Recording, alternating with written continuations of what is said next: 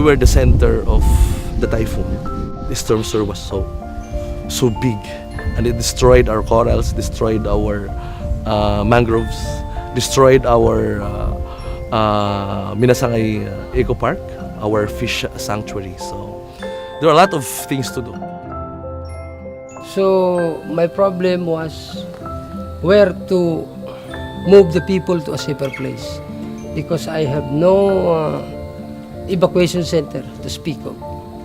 So I just advised them just to leave your place in the coastal line and go to a safer place, a safer structure like school buildings, like churches and barangay halls, and other private and big houses that can withstand the winds of Super Typhoon Yolanda. Of course, you cannot live normally without shelter. Shelter is very important of our place. You cannot working, you cannot go to school without, of course, shelter.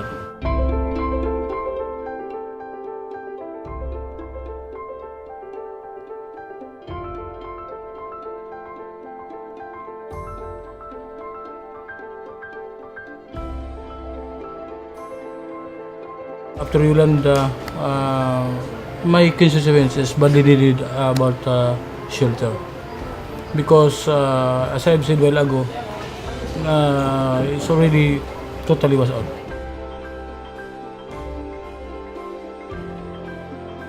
Di ako maaram kung mag-aano ak at nga Yolanda. Kay wala ko kud maduduokan kay nga naman din yung mga biktimahan ni Yolanda. Pero nagpapasalamat na maak nga usa kami naging survivor han Yolanda, wala am casualty. Ano mga balaylaan nagkay hibang, pero masuol man ha kasing-kasing, pero kailangan tanggapon kay asya man an nakuan.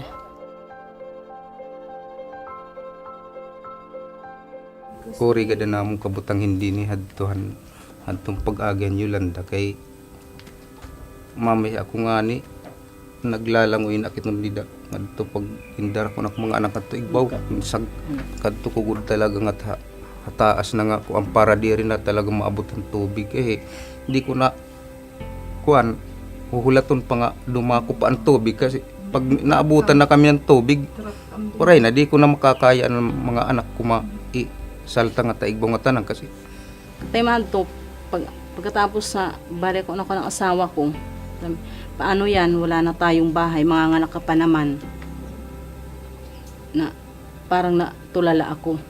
Talaga mag-aga talaga pulgod itong dida nga anakan ni kami. Pirmi ako, pipiraw ako nga ng kaaga kay di ko man kinakaturugan anak mga pamilya na lilining kuron la ako di nagbibinantay la ako. When I arrived, I personally been hurt and cried of what happened to our constituent of this municipality.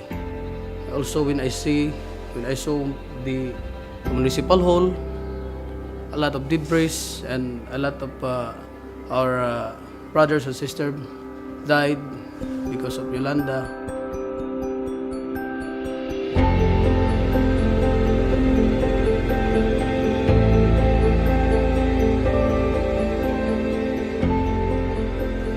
Naging trabaho ko ang TDH, usa ako nga receptionist ang TDH, ako ang nag-receive han delivery han mga materialis.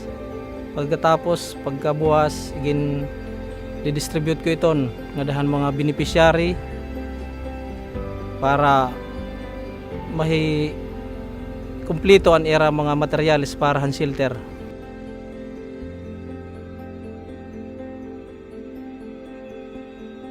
Concerned what happened the parent of Joshua, and I know that Joshua is really uneasy because the loss of his parents and the brother and sister. Because he is trying his best to survive, right? And then he never felt for discouragement, even really we want to overcome what happened to him during the typhoon. Parang he really want to move on. Since he is trying to he'll make let himself in the group. And then I am always since I am very much concerned to Joshua, I always give him comfort.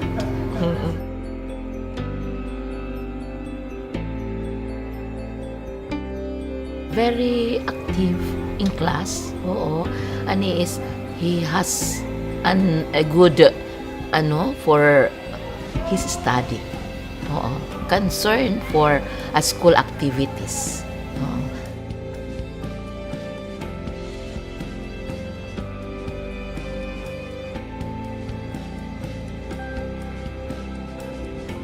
So far, giving them 606 latrines and shelters out of 3 municipalities, San Julian, Balangkayan, and Arnani. And for the second phase, we're expecting to have 1,580 beneficiaries for livelihood, shelter, and retrofitting kits. For Eastern Samar, to be covered is Balangkayan and Arnani, and for Western Samar, it's Marabot and Basay. This is the transmission pipes which TDH donated to us after the Yolanda.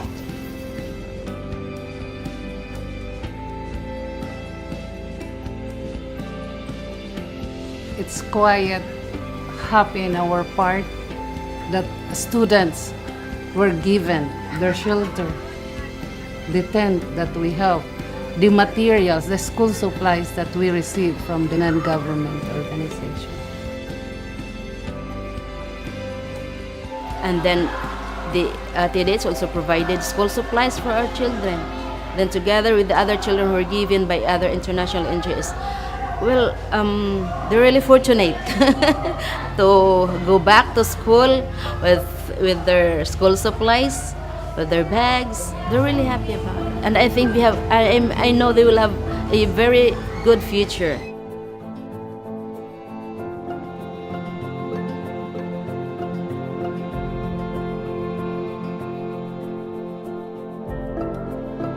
Dabol na tapos mga relevant mga